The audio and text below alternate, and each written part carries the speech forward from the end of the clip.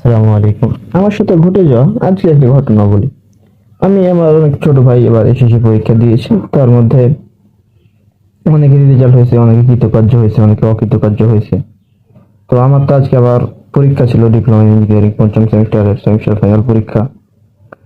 তো আমি পরীক্ষা দিতে যাওয়ার আগে আমি কিন্তু কারোর রেজাল্ট সেরকম দেখতে পাইনি।